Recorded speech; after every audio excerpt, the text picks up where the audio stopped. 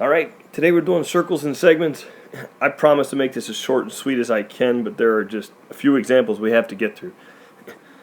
First thing first, I made this neat little chart here to help us out. The objective here is to each picture that you get to identify, is it chord, is it a secant, or is it a tangent and a secant? Look at your picture and does it resemble the chord, the secant, or the tangent and the secant? Once you do that, then you have just the little formula to set up here to put inside each one. I put this picture on each of the next pages. Here we go. Alright, first example. Chord, secant, tangent, secant. Of course, which one is it? If you just look at the picture, it resembles the secant, right? This secant line here and this secant line here kind of going through the circle, just like this guy here. So our setup is whole times outside part equals whole times outside part. And that's what these little outside lines are trying to help us to see.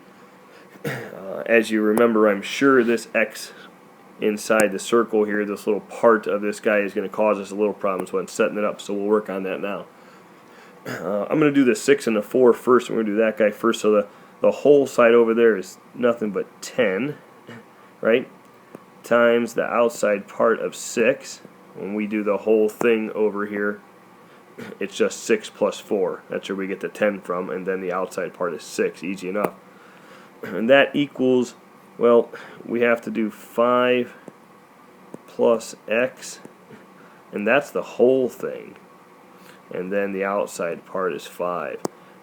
And that's the hardest part to realize. If we're doing the whole thing up here, it's 5 plus the x gives us the whole thing of 5 plus x, and then the outside part is just 5. So I'm not going to repeat that every single time in the next couple of examples, but we do have to remember that when I write it down. Now the next thing is to remember to distribute this guy, right? Multiply there and multiply there. So let's see. 6 times 10 is 60 equals 25 plus 5x. Subtract your 25 from both sides. Cancels out over here. We get 35 equals 5x.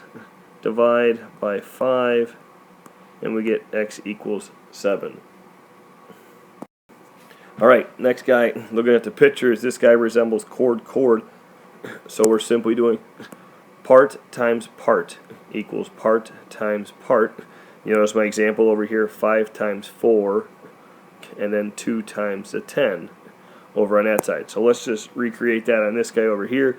Doesn't matter where you start. I'm going to start with the 4, I guess. So 4 times 10 equals 5 times x. Once again, doesn't matter as long as you stay all in the family. 5 and x go together, and the 4 and 10 go together. Don't start mixing and matching numbers on me or anything. So 4 times 10, 40 equals 5x. Divide by 5. I know I didn't write that on the last slide. We should know how to do that. X equals 8. Here we go on this guy. We have tangent, secant. Oop, drew all over that guy. No big deal. We'll make that go away.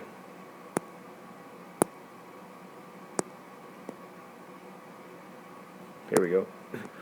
Tangent, secant. Here you can see the little tangent line there, the tangent 6 over there. So let's write that down. If I follow the formula, it says tangent squared, so that would be my 6 in this case, and then the whole in the outside part like the other examples. So 6 squared equals the whole thing, which is 4 plus x. Please remember that from the other slide we have to add the x because it's part of it, and then the outside part is nothing but a 4.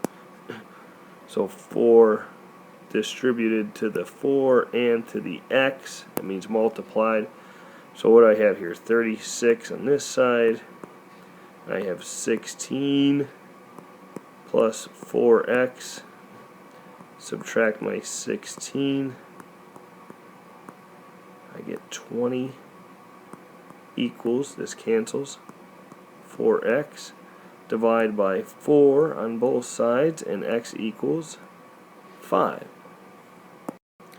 Alright, on this guy here, you'll notice, last example for me, we have x over here as the whole thing. That's a little different than our other couple examples where x was like part of the inside.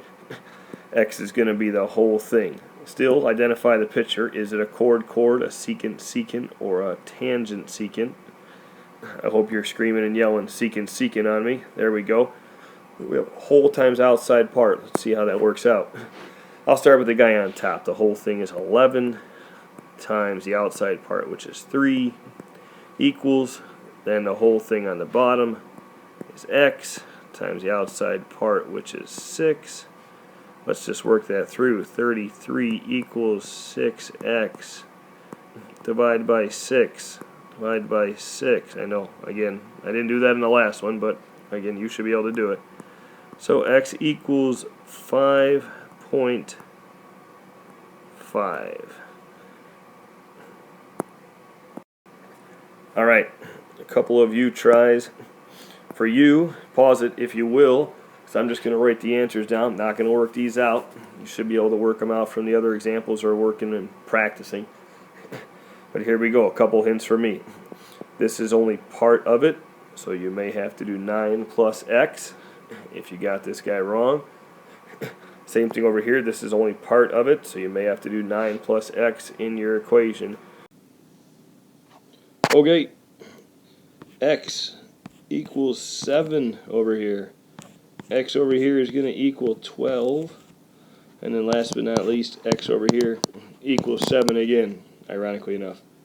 Alright, let us know if you have any problems.